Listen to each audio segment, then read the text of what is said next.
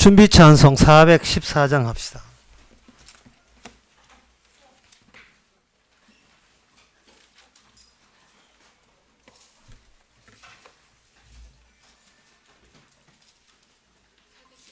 예, 414장요.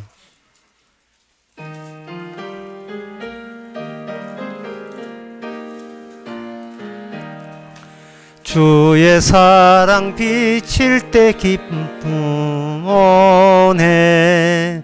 근심 걱정 물러가라 기쁨 오네. 기도하게 하시며 희미한 것 물리쳐 주의 사랑 비칠 때 기쁨 오네. 그 큰 사랑 내 맘속에 명랑하게 비칠 때 찬송하네. 그 큰 사랑 내 맘속에 화평함과 기쁨 주네. 그 큰 사랑 주의 사랑 비칠 때 이 세상은 아름답고 활기차게 다 변하네. 화평 중에 내 영혼 영광스러운 새 생명 다시 찾게 되었네. 그 큰 사랑 그 큰 사랑 내 맘속에 명랑하게 비칠 때 찬송하네. 그 큰 사랑 내 맘속에 화평함과 기쁨 주네. 그 큰 사랑 주의 사랑 비칠 때 이 세상은 어둠 슬픔 중 한 짐이 덮겠네.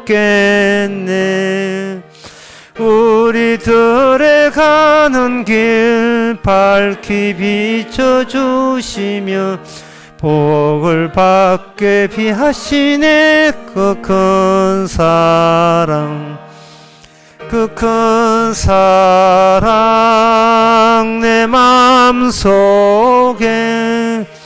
명랑하게 비칠 때 찬송하네. 그 큰 사랑 내 맘속에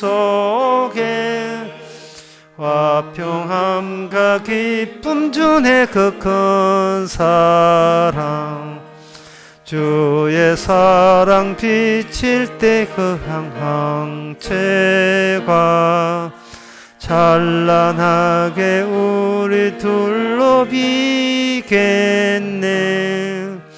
세상 모두 이기고 천국 생활할 때도 주의 사랑 비치네. 그 큰 사랑 그 큰 사랑 내 맘속에 명랑하게 비칠 때 찬송하네. 그 큰 사랑 내 맘속에 화평함과 기쁨 주네. 그 큰 사랑 다 같이 묵도하심으로 오후 예배를 함께 드리겠습니다.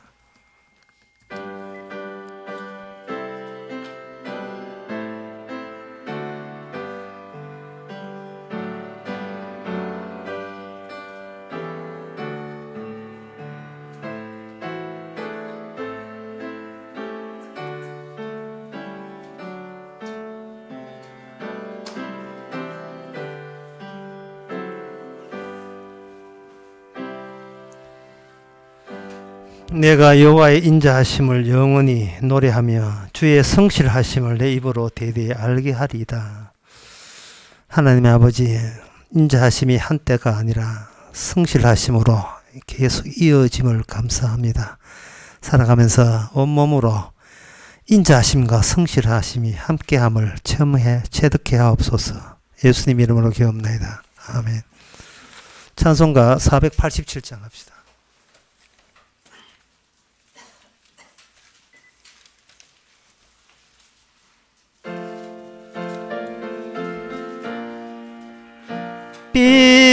피난처는 우리 예수 주께 기도드리세.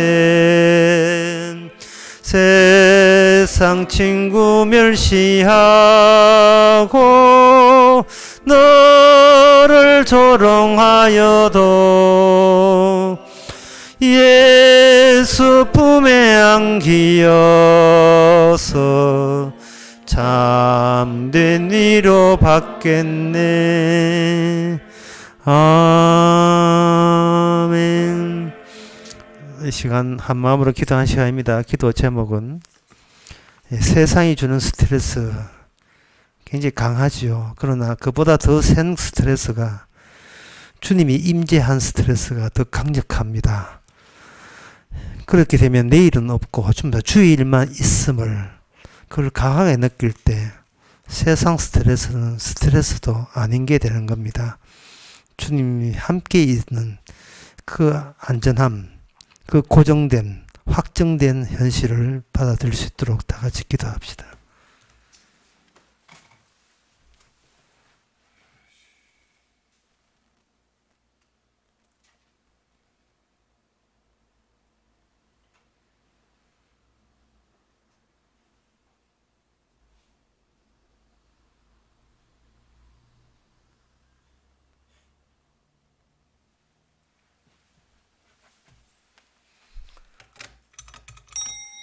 하나님 아버지, 홀로 살려고 하니까 온갖 스트레스가 다 달려듭니다. 우리를 뜯어먹습니다. 그러나 주님이 임재할 때 주께서 주시는 그 일그의 사랑과 함께 있음과 그 무서움이 저희들 하여금 세상 것이 아무것도 아닌 거에 됨을 깨닫게 해주시니 감사합니다. 내일은 남아있지 않고 모든 게 몽땅 주의 일인 것을 받아들이게 하옵소서. 예수님 이름으로 기도합나이다. 아멘.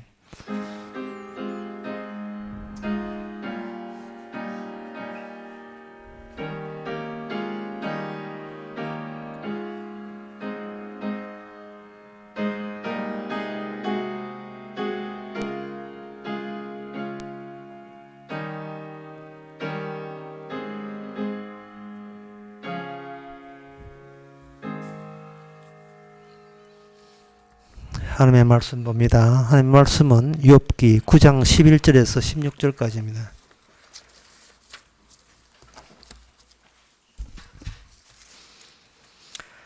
그가 내 앞으로 지나시나 내가 보지 못하며 그가 내 앞에서 나아가시나 내가 깨닫지 못하느니라.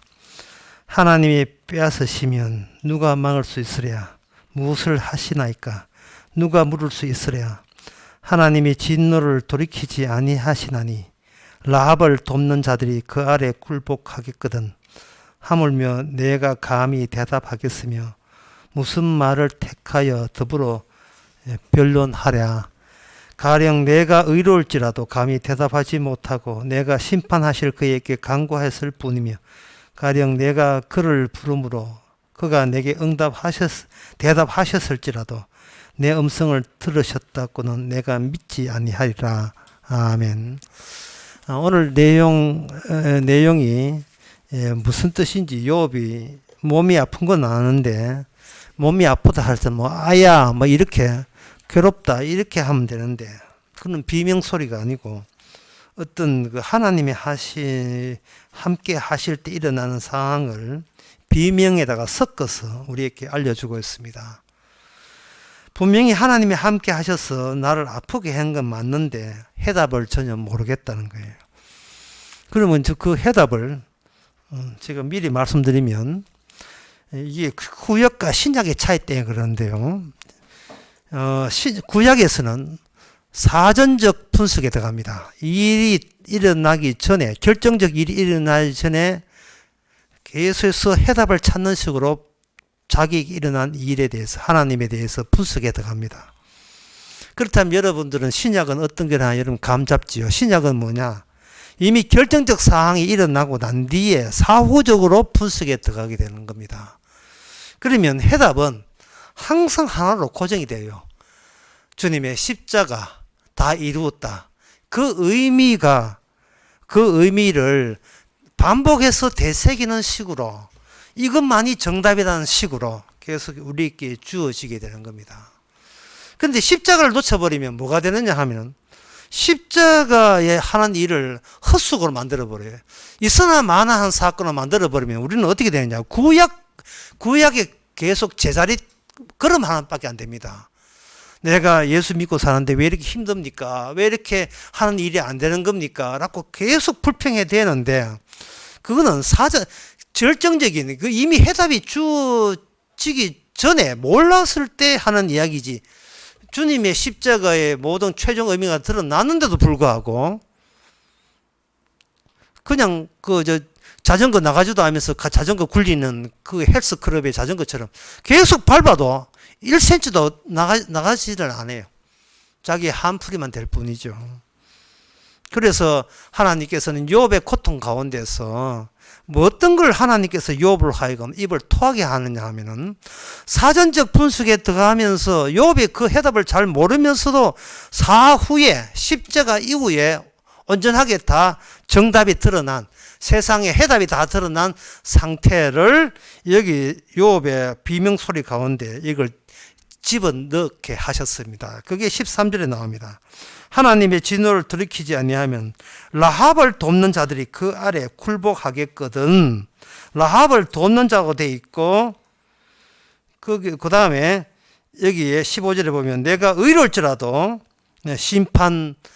의로울진다 할지라도 심판 속에 놓일 수밖에 없다. 심판을 받게 돼 있다는 이 사실이 욥의 비명소리 가운데 섞어서 사후적 사태에 대해서 미리 알려주겠습니다. 그러니까 이게 오늘 본을 본 사람이 라합이라는 걸 딱 등장할 때 어떤 생각 들겠습니까? 라합이 거기서 왜 나와? 예. 뒷목 잡고 라합이 거기서 왜 나와? 네가 거기서, 라합이 갑자기 등장한단 말이죠. 이 욥이 라합 등장할 때 이거는 설명이 필요한 겁니다. 라합 가면 우리는 기생 라합밖에 생각하는데 그 기생 라합 아니에요. 욥기 26장 12절에도 이 라합에 대해서 어느 정도 힌트를 주고 있습니다. 26장 12절에 그는 권능으로 바다를 흉룡케 하시며 지혜로 라합을 쳐서 파하시며 그 신으로 하늘을 단장하시고 그 손으로 날랜 뱀을 찌르시라니 할 때 여기 라합이 나와요. 그리고 라합은 여기 욥기 26장에 의하면 바다에 숨어 있는 괴물을 두고 이야기합니다. 지금 제가 사전적 분석이라는 언급을 한 것을 유념해 보시기 바랍니다. 십자가를 통해서 모든 비밀이 다 계시가 다 노출되기 이전에 아직까지 바다에 무슨 괴물이 살고 있다는 거예요. 참, 그러니 이 성경이 인간이 알고 있는 그 이성의 한계를 넘어서고 있어요. 인간의 합리적인 의심, 합리적인 판단으로도 미처 손에 닿이지 않은 다른 그 너머의 세계를 언급하는 겁니다. 제가 간단히 말씀드릴게요. 땅과 바다는 원래 갈라지게 되어 있습니다. 창세기 1장에. 바다는 땅을 침범하지 못하고 땅은 바다를 침범하지 못해요. 땅과 바다를 가름함으로써 그게 바로 하나님의 창조의 안에 구역을 정한 겁니다. 창세기 1장에 보면 창조의 어떤 칸마이라는 게 설정되어 있어요. 거기 창세기 제3일째 되게 되면 묻이 드러나, 땅이 드러나고, 그리고 바다가 드러나고, 이렇게 구분 지어서 땅은 땅대로 내가 손대고, 바다는 바다대로 손을 대겠다는 겁니다. 하나님 생각이에요. 창세기 1장 거기에 9절 보면 나옵니다. 셋째 날에. 그렇게 하면서 땅이 뭔가 문제가 있을 때는 하나님께서 뭘 허락하시느냐 하면은 바다로 하여금 땅을 접수하고 지배하도록 그렇게 조치를 하셨다는 겁니다. 참 신기한 일이죠. 이건 과학을 아무리 해도 과학적으로 이거는 이런 이야기는 생전 처음 듣는 이야기일 거예요. 바다가 땅을 접수하고 점령한다? 그러면 해일이 일어나는가? 해일을 말하는 게 아닙니다. 바다에 어떤 주인공이 숨어 있어요. 은밀하게. 나쁜 의미입니다. 나쁜 괴물이 숨어 있어요. 숨어 있다가 괴물이 뭘 노리냐 하면 땅을 노리고 땅을 장악해요. 땅을 지배합니다. 물론 그 주님이 하나님이 허락을 해야 돼요. 손 좀 보라고. 바다의 괴물아 땅에 올라가서 땅에 있는 그 주인공들을 손 좀 봐가지고 네가 주인 노릇하라 라고 하나님께서 그렇게 하셨습니다. 그 최초의 이야기가 성경 제일 끝에 나옵니다. 최초의 사실이 성경 제일 마지막 책이 요한계시록인데 요한계시록에 처음과 끝이 통으로 다 나와 있게 되어 있어요. 요한계시록 13장 1절에 보니까 내가 보니 바다에서 한 짐승이 나오는데 바다에서 한 짐승이 기어 올라오는 거예요. 다니엘 7장에 보면 그 짐승에 대해서 예시를 했습니다. 그 다니엘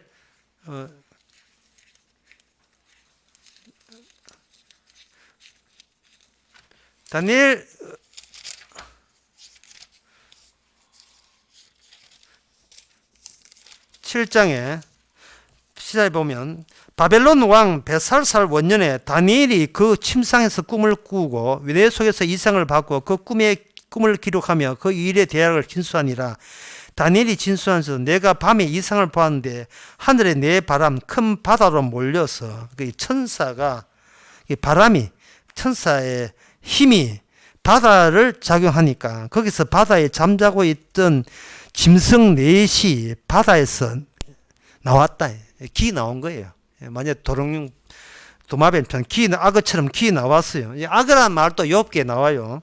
기 나왔습니다. 나왔는데 그 모양이 다르니라고 되어 있어요. 모양이 달라도 출처는 동일해요. 바다에서 올라온 것이다. 자, 이게 설명이 필요하겠죠. 이렇게 설명하면 됩니다. 이 세상은 아무리 문명이 바뀌고 문화가 바뀌고 산업혁명 제1 산업 제2 산업 아무리 산업혁명 해가지고 해도 인간이 볼 수 있는 것은 인간의 낯짝밖에는 못 봐요. 인간의 얼굴밖에 못 봅니다. 같은 인간이 인간밖에 못 봐요. 그러니까 무엇이 계속 숨어 있냐 하면은 왜 세상에서 우리가 단체로 벌 받고 있는지 그 내막에 대해서는 전혀 모르고 있는 겁니다. 물론 창세기 3장 15절에서는 뱀의 후손, 뱀이 작용해서 악마가 작용해서 우리는 벌받고 하나님께 벌받고 있다는 거 돼 있지만 그거 그 성경 말씀 무시해버리면 인간이 살아봐야 60년, 70년, 80년, 90년 지금은 90까지 100세까지 살지만 옛날에는 일찍 죽었잖아요. 60 되면 한갑이라 해서 전부 다 축하해 줬습니다. 60까지 살면서 배워봤자 지가 도서관에 들락달락하는 공부해봤자 거기서 악마가 보입니까? 이 세상에 정답이 나오겠어요? 같은 인간들 머리만 맞대올 뿐이죠. 거기 인간의 머리를 맞대어 가지고 거기 뭐 악어가 어떻고 짐승이 어떻고 뱀이 어떻고 그거 안 나옵니다. 사람은 합리적인 것밖에 몰라요. 손으로 만져보고 믿겠다는 거예요. 인간이 도마도 그렇겠지만 내가 경험하고 믿겠다는 겁니다. 하늘의 별 그거 망경 보고 내가 그걸 보고 믿겠다는 거예요. 죽었던 그 장애자 하킹 박사가 이런 말을 했어요. 죽으면서 나는 신이 있다는 걸 믿지 않는다. 그저 자연이라 하는 것은 그냥 우연히 태어나서 우연히 소멸될 뿐이다. 이런 소리 했다고요. 쥐가 뭘 안다고요. 네가 뭘 알아 공부를 해봐라고 이야기할 것이 아니고 이 세상의 모든 지금 도서관에 있는 뭐 고선 도서관 뭐 대구 동대구 도서관 어느 도서관의 책을 다 보세요.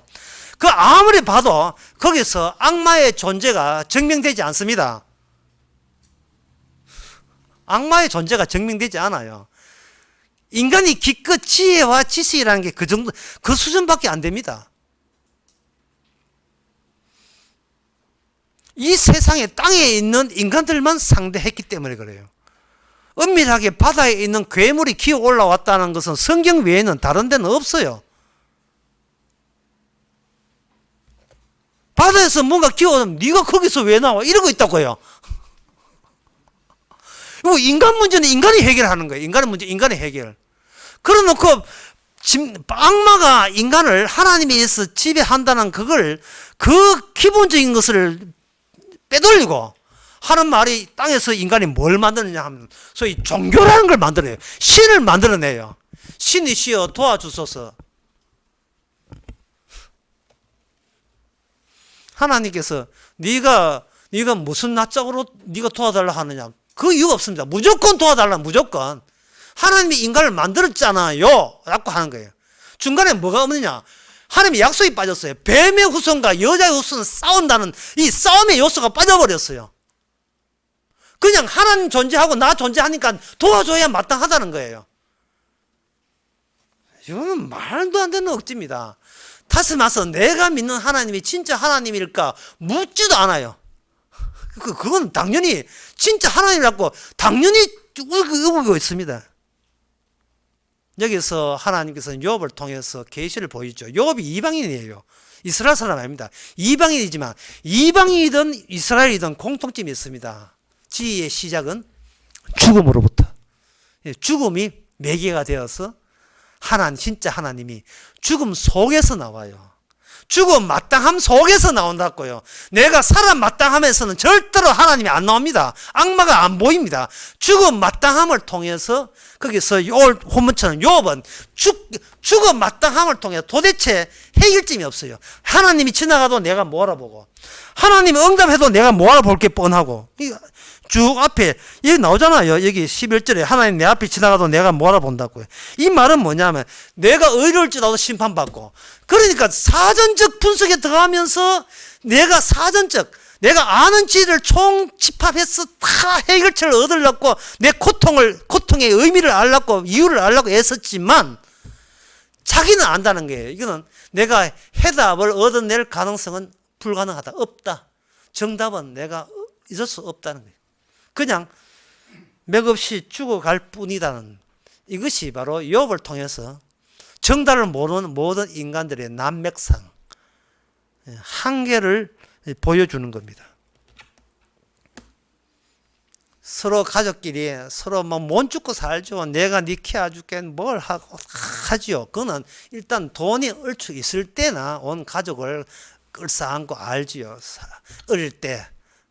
하지만 나이가 30이 넘어가지고, 그때는 집에 있는 게 아니고 집구석에 앉아있죠.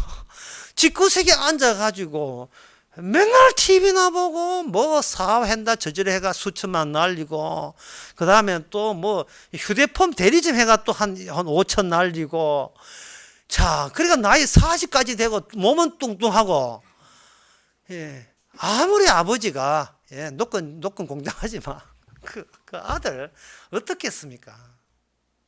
그때 딱 떠오른 것은 그게 뭐냐, 무전취식이에요. 아무리 집안 식구지만 밥값 안 내고 밥 먹을 수는 없다. 이게 탁 떠오르게 돼 있어요. 자식 잘 키워보려고 애 안 사람 누가 있으면 다 자식 잘 키우려고 누리야 아이고 이런 기도를 할 줄 알아요. 자식 다 잘 키우려고 애를 써요. 그러나 누리는 잘 되겠지만 뭐 다른 사람 같으면 나이 30 넘어가지고 무슨 일을 안 풀릴 때 본인도 얼마나 답답하겠습니까? 그러나 부모는 천불 나는 겁니다. 천불 나는 거예요. 이유를 모른다니까, 이유를. 그게 마귀가 우리를 통제하고 지배하고 있다는 이 사실을 빼놓고 세상에서 해답을 얻으려고 하는 거예요, 해답을. 왜 죽어가는 김정은은 왜 그래 안 죽어? 또 펄펄 살았는데 왜 또 기 나왔는데 쩔쩔거리면서 왜 또 기 나와가지고 담배는 피우고 왜 그런데? 좀 죽지. 죽으라 이놈 해도 안 죽어. CNA에서 죽었다고 해도 안 죽어. 이게 도대체.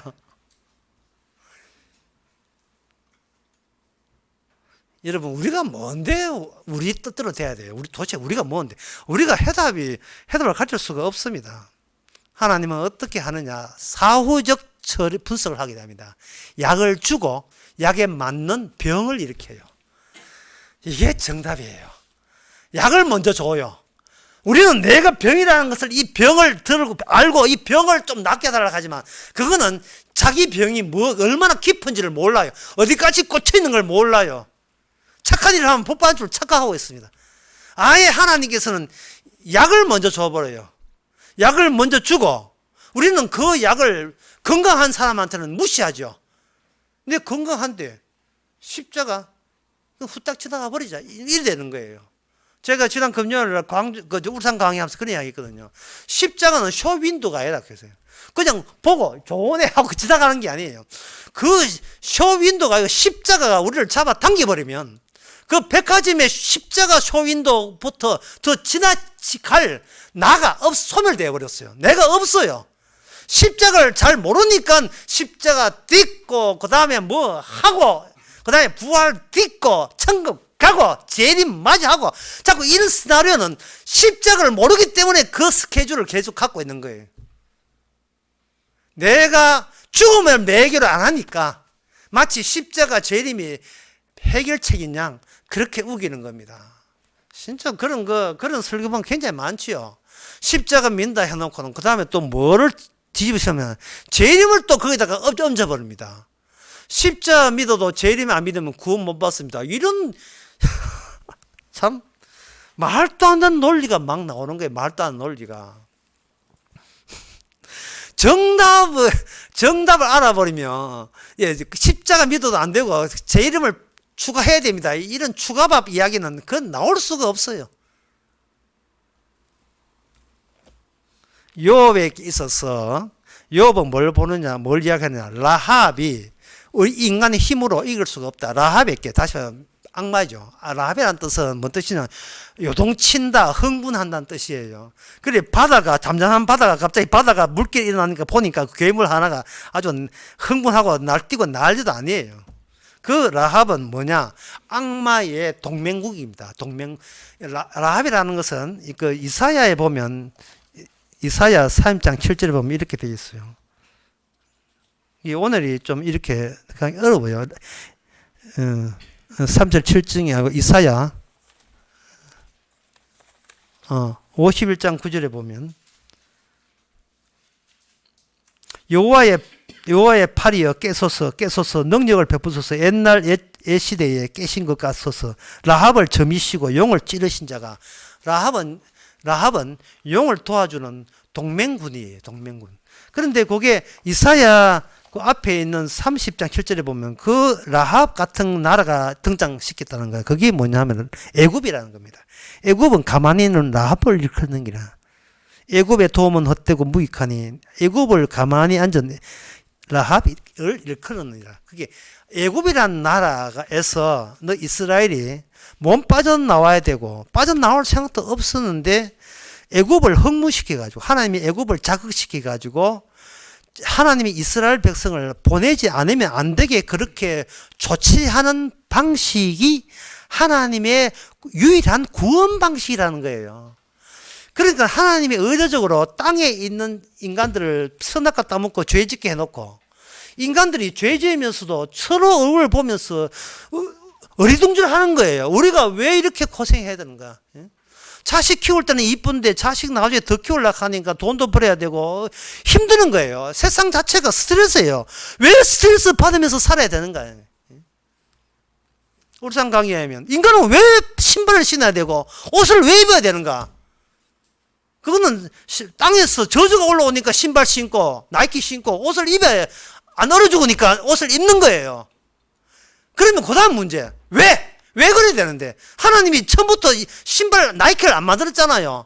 하나님이 원피스 안 만들었지요. 우리 문제 있는 거예요 지금 우리가. 근데 문제를 도서관에 가서 아무리 책 읽어도 이게 악마의 존재를 모르니까 이게 해결책이 없는 거예요. 갈 때까지 가보자. 언놈 가봤나 천국. 가보면 있으면 그만이고 없으면 뭐 있으면 교회 다니고 되고 있으니 갈 거고 없으면 뭐 그냥 헛수고 했다 치지 뭐 이런 식으로 이런 식으로 이야기하니까 우리 곁에서 십자가 죽는 욥처럼 고통당하는 예수님의 십자가가 무의미한 거예요. 그냥 쇼윈도예요. 쇼윈도 예배당에 그냥 있는 그런 하나의 기호밖에 되질 않는 겁니다. 인간의 지혜는 철학의 기초가 되는 그리스 신화에 보면 그 잘 나와 있어. 바탕에 거기에 보면 프로메테우스라는 신화가 인간에게 신을 속이고 인간에게 불로 음식 해먹는 지혜를 주다가 걸려가지고 프로메테우스가 고통을 당합니다. 신이 하지 말라는 고통이 얼마나 심한지를 보여주기 위해서 프로메테우스는 묶여있고 독수리가 올라가지고 그 프로메테우스의 독수리의 간을 파먹는 신화가 나와요. 우리나라 전세도 구미호에 보면 간을 파먹는 묶여있고 간을 파먹는 그런 신화가 있어요. 이게 뭐냐면 인간의 고통 가운데 가장 고통 그런 것이 바로 살아있는 채로 간을 파미키는 것이 가장 고통스럽지 않느냐라고 생각해서 신화에서 그런 이야기를 한 겁니다. 인간의 고통이라는 것이 그런 고통이라는 거예요. 그런 고통이 있고 또 다른 책에 보면 인간의 비극을 무슨 비극이냐 집안끼리 못 살다 가는 비극 햄릿이죠. 가족이 아빠가 엄마가 그리고 그 친한 같이 기대하고 의지했던 누구보다도 사랑했던 자로부터 배신당할 때 아픔 당할 때 그때 그 고통이 아주 말도 못하는 고통이죠. 신혼에 옛날 전설에 그런 게 있죠. 첫날 밤에 신랑 신부가 결혼했는데 그렇게 좋다고 해놓고는 딱 첫날 밤에 얼굴 보고서는 그다음부터 각방 쓰고 자기 색시를 돌아보지 않을 때 그때 색시하다는 그 배신감이 얼마나 지독하겠죠. 차라리 나랑 이러려면 나랑 마음대로 결혼했느냐.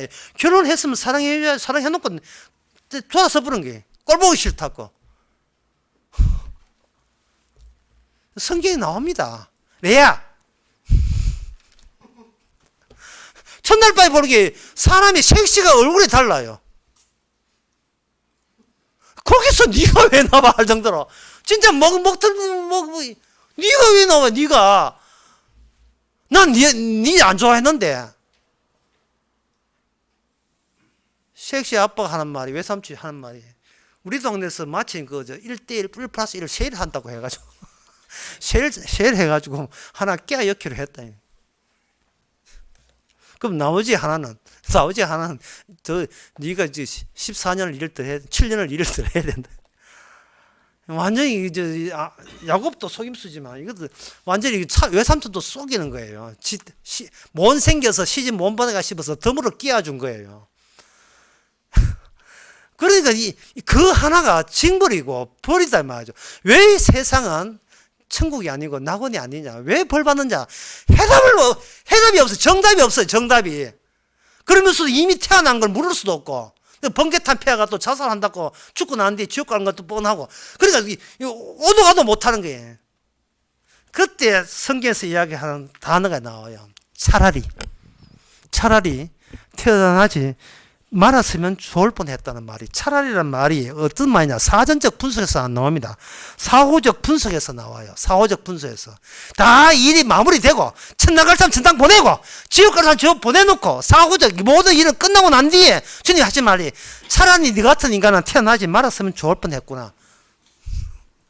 마태복음 26장 24절 가룟 유다에게 하신 말씀. 누가복음 17장 2절에 나와요. 택한 백성을 시험케 하는 인간은 차라리 여기 보면 차라리 나와요. 하루다 저를 작은 자 가운데 하나를 실족게 할진대 차라리 연자 맷돌을 그 목에 메우고 바다에 던지는 게 나을 것이다. 내가 어린 소자한테 다른 복음 전하면 차라리 네 목에다가 네가 물에 빠지는 게 차라리 낫다. 바로 네가 누구 하나 이야기할 때 목에다가 연자 맷돌 매는 각오로 이야기했냐? 네 빠질 각오로 이야기할래? 복음을 그 정도로 돼 있나? 농담도 아니고 이거는 실없는 농담처럼 그렇게 복음 십자가 이야기하지 말고 나 이거 십자가 하나 못 달았다. 나 십자가 부활 없이면 나는 내 인생 헛것 살았다. 고린도전서 15장에 나온 사도 바울처럼 나는 이거 하나에 내 모든 걸 걸었다. 그런 마음 자세로 십자가 복음 안 전하면 차라리 네가 연자맷돌 보고 네가 빠져 죽으라. 차라리 태어나지 않는 게 낫다. 그 정도로 주님께서는 세상의 일에 대해서 진지하게 다가섭니다. 진중성 있게 다가요. 성경이 농담이 아니고 이게 현실화 되거든요. 욥이 라합 이야기를 그냥 평소에 하는 이야기 아니고 지금 고통스러울 때 그리고 해결점 없다는 걸 알 때 하나님이 왔어도 서로 의사통용이 안 된다는 걸 자기가 짐작하고 난 뒤에 하나님이 이럴 것 같으면 라합을 다시 말해서 뱀을 악마를 죽이려 든 그 심판의 고통으로 지금 저에게 찾아오셨군요 라고 이야기하는 겁니다. 하나님의 그 너무나 무서운 단호함이죠. 그래서 성도의 기쁨이라는 것은 불신자에게 내리쳐시는 하나님의 아주 잔인한 처분. 어느 정도로 무서우냐 하면 인간아 차라리 태어나지 말았어야 했다 라는 그 무서운 처분 속에 그것을 우리가 아신다면 성도는 이 땅에서 받을 기쁨은 다 받았어요. 일종의 질투심이거든요. 네가 내 복음을 안 받았다. 차라리 네는 이제 죽었어. 네 죽었어. 하나님은 가만두지 않아. 네 지옥불에 보낼 거야. 필히 보낼 거야. 왜? 내가 내가 그 가운데 있었거든. 나도 알거든. 하나님 얼마나 무서운지를. 참 그걸 알게 되면 불신자하고 친구 관계 맺는 게 아슬아슬해요. 그걸 알면서도. 이 복음을 알고 친구를 볼 때에 뭐가 보이겠습니까? 친구의 간이 보일 거다. 악마가 지금 뜯어먹고 있는 게 다 보인다, 이 말이죠. 이쪽이 좀 간지럽다는 생각 안 들어? 뭐, 아프다는 생각 안 들어? 나는 알거든. 니는 모르고 있고. 난 니하고 상황 중에 아니야. 니가 모르는 걸 알려줄 뿐이야. 하나님께서 그거 이야기하라고 계속해서 안 믿는 친구와 만나게 해주고 있는 겁니다. 오늘 설교 제목은 차라리입니다. 차라리. 사후적 분석이에요.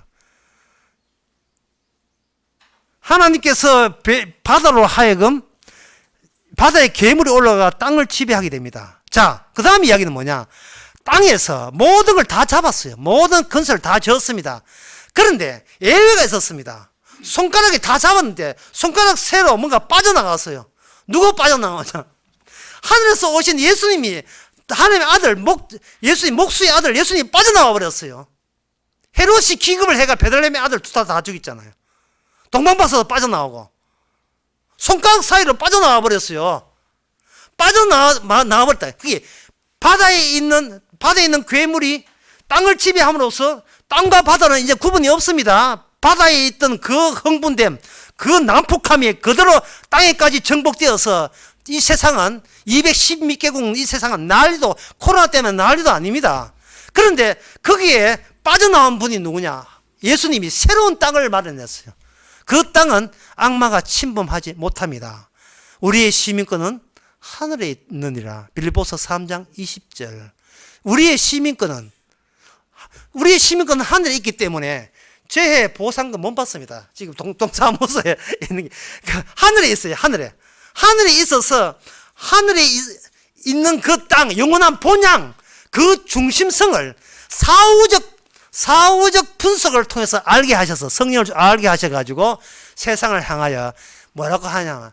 앞에다가 차라리란 말을 붙이면서 친구의 이름을 부르죠. 친구야. 뭐 할 말 있나? 내 말 안 한다. 속으로 차라리 태어나지 말았으면 좋을 뻔했다. 이미 분석 끝났어. 이 세상 분석 끝났어요. 뱀의 후손과 여자의 후손. 지금 욥은 모르고 있어요. 그러나 나중에 욥이 알게 될 겁니다. 오늘 우리가 아는 것처럼 기도하겠습니다. 하나님 아버지,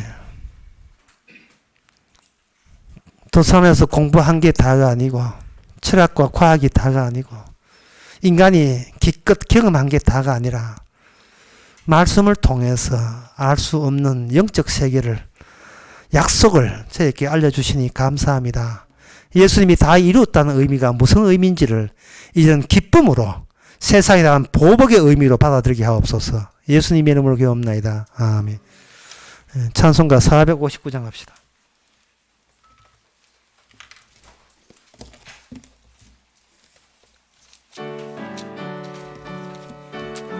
가사를 생각해 보세요.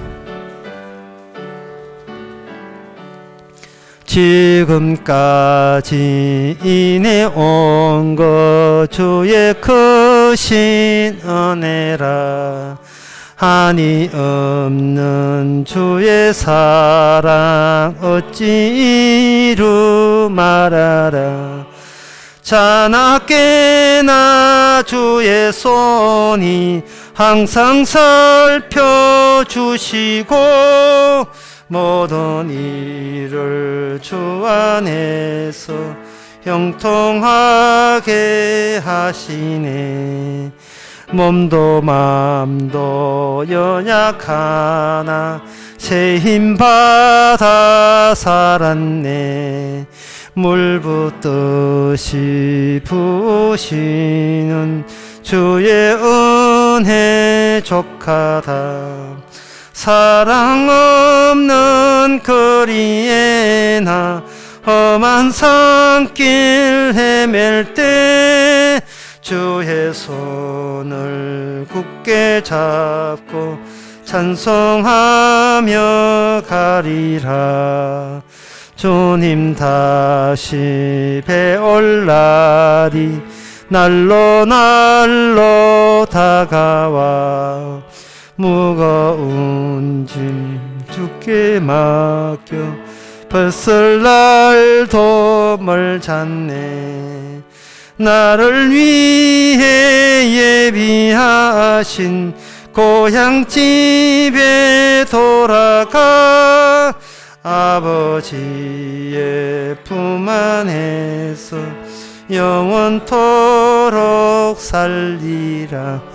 기도합시다. 지금은 우리 주 예수 그리스도 은혜와 하나님의 거진 사랑과 성령의 충만하심이 고향에 있음을 너무나 사랑스럽게 여기고 주께 감사하는 모든 성도들과 함께 있을지어다. 아멘.